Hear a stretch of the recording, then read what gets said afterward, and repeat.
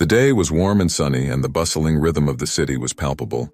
Hurried footsteps of passers-by, the hum of cars, and fragments of conversations filled the air. At the corner of the main square near the steps of the courthouse stood a distinguished man in a perfectly tailored black suit. This was Jerome Williams, a man of impeccable reputation, known as the state's first black attorney general. His confident movements and calm expression revealed a man accustomed to responsibility and strict discipline. Jerome was crossing the square at a leisurely pace, carrying a leather briefcase that was more than just an accessory. It symbolized the power of law and authority. Today, he was on his way to one of the most important hearings of his career, focused on a workplace discrimination case. Inside the briefcase were documents capable of changing the future not only for individuals, but also for the system as a whole.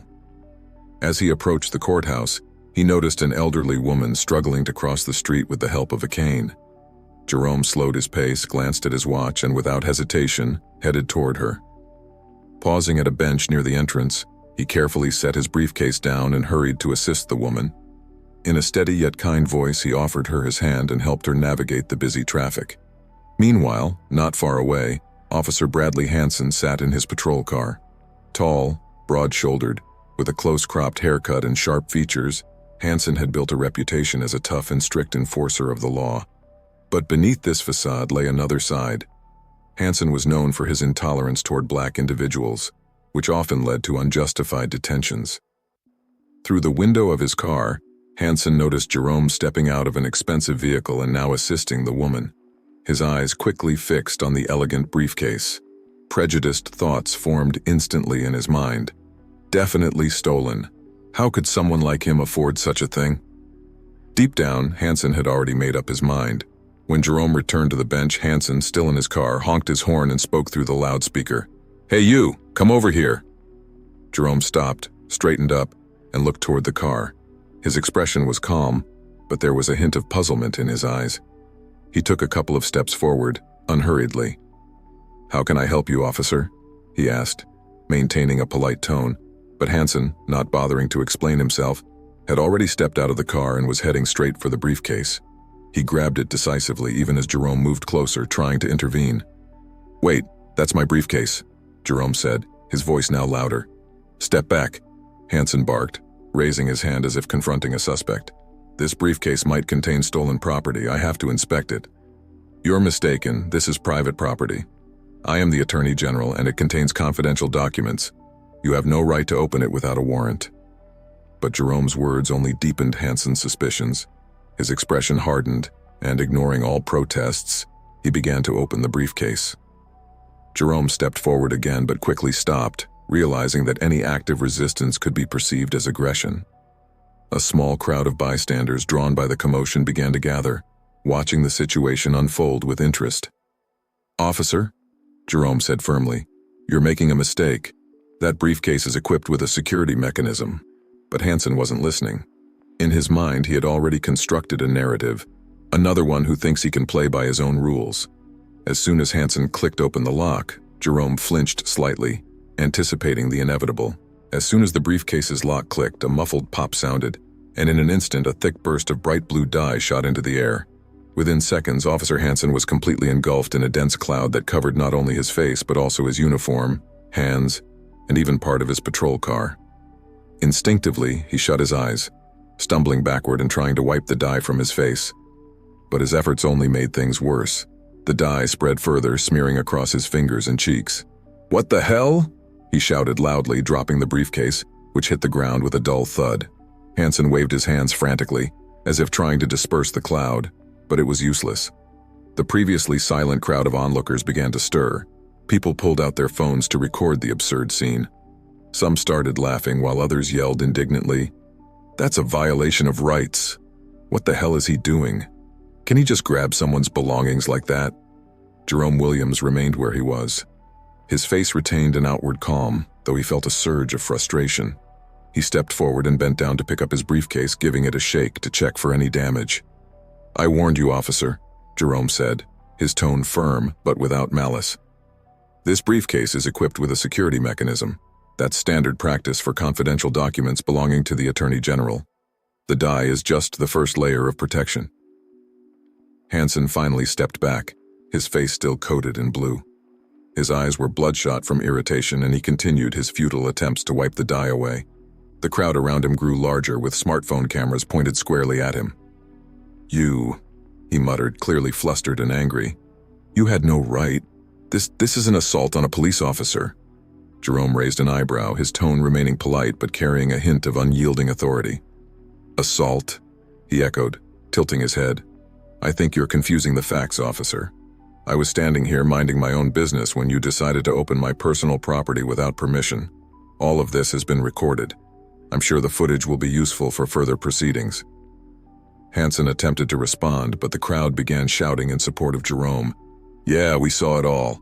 That was outrageous. How could he think that was okay?" Some people began questioning Hansen directly. "Why did you assume he was suspicious? Is it because he's black? Be honest." Hansen stood in silence, struggling to come up with an answer, looking increasingly unsure of himself. "You knew full well you had neither cause nor a warrant to open that briefcase," Jerome continued, his voice louder now so the crowd could hear. "You see a man with darker skin carrying an expensive item, and your immediate assumption is that it's a crime. This isn't just a mistake, officer. This is your bias." The situation grew more tense. Hansen took a step back toward his car, but the blue dye on his uniform and face turned any attempt to retreat into a farce. His colleagues, drawn by the commotion, began to approach. One of them, a young officer with a wary look, glanced at Jerome and immediately recognized him. "Excuse me, sir," he said, addressing Williams. "Is this briefcase yours?" Jerome silently pulled a leather folder from his pocket, opened it, and displayed his credentials. "Attorney General Jerome Williams," he said, looking directly into the young officer's eyes. "I trust your department still upholds the law." The young officer quickly turned to Hansen, clearly understanding that he had landed himself in serious trouble.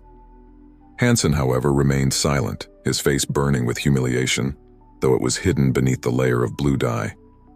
The crowd began clapping for Jerome. One onlooker shouted, "That's how you stand up to injustice." Jerome nodded in acknowledgement, and picking up his briefcase, gave Hansen one last look.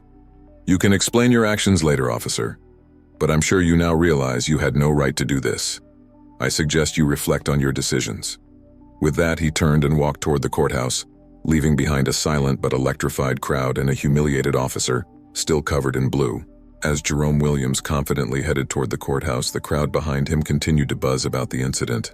Videos recorded by bystanders were already spreading across social media. People uploaded clips with titles like, "Police Officer Targets Black Attorney General and Gets What He Deserves," and "Blue Shame, How Bias Ruins Careers in Law Enforcement." Officer Bradley Hansen was still standing in place, his uniform hopelessly stained with blue dye. He cast a furious glance at the crowd, realizing that his actions had become a public spectacle. His colleague, a younger officer named Richards, quietly approached him. "Hansen, do you understand what just happened? That was the Attorney General. You opened his briefcase without a warrant and did it in front of witnesses." "We're in deep trouble," Richards said, his voice sharp but measured. "How was I supposed to know?" Hansen growled, still furiously wiping his face. "He looks suspicious. Where would he get a briefcase like that?" "Suspicious? Just because he doesn't look like you?" Richards shot back, barely hiding his irritation. "Do you realize these people are uploading videos as we speak? The dye all over you is the least of your problems." Meanwhile, inside the courthouse, Jerome was already seated in the conference room preparing for his appearance. However, his assistant, a young and energetic attorney named Lawrence Gray, hurried into the room with his phone in hand. "Sir, have you seen this?" he asked, handing the phone to Jerome. "The video of what happened outside is already going viral." Jerome took the phone and watched a recording of himself and Hansen. The video began with the officer roughly opening the briefcase and ended with the dramatic burst of blue dye and the silent condemnation of the crowd. The comments under the video were bursting with outrage. "Unbelievable. A black man can't carry an expensive briefcase without being suspected. Talk about karma. That blue dye suits him. Jerome Williams is a true hero. Not everyone would stay so composed." Jerome sighed, handed the phone back to Lawrence, and said, "This incident shouldn't distract us from the larger goal. We're here to defend the rights of those who face this kind of treatment every day. But it seems we now have a very tangible example." Outside, the situation was escalating. Several journalists, alerted to the incident, had arrived on the scene.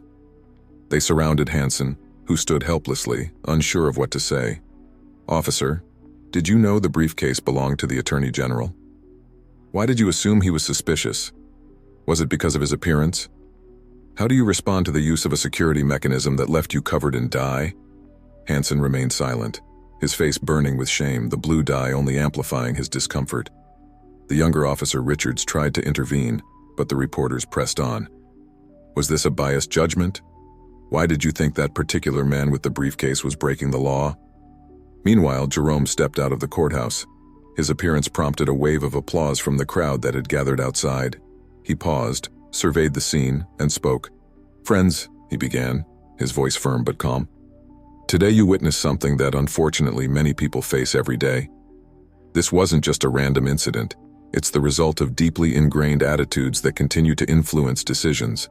But I want you to know, the fight for justice doesn't stop with moments like this. It continues in courtrooms, in schools, and in workplaces, and we will keep fighting."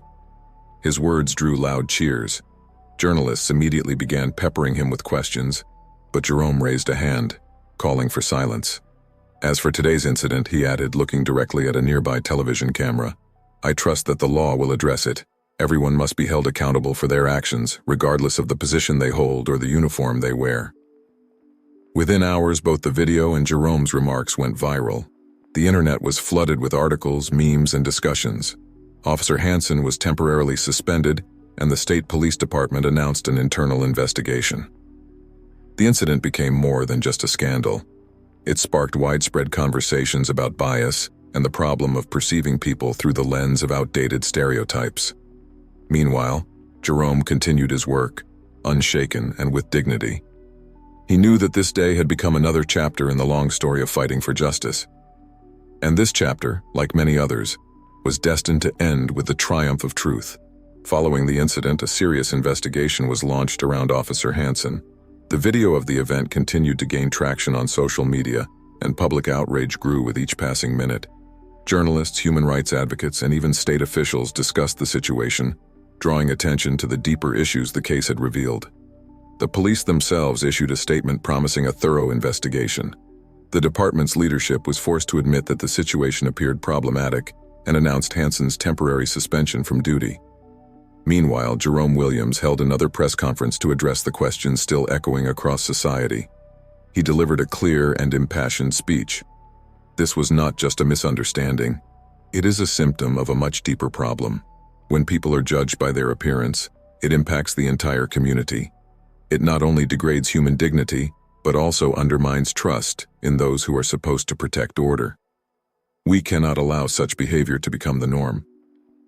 His words sparked a wave of applause. Journalists asked numerous questions, but Jerome maintained his composed tone, explaining that combating entrenched stereotypes was a long and challenging process.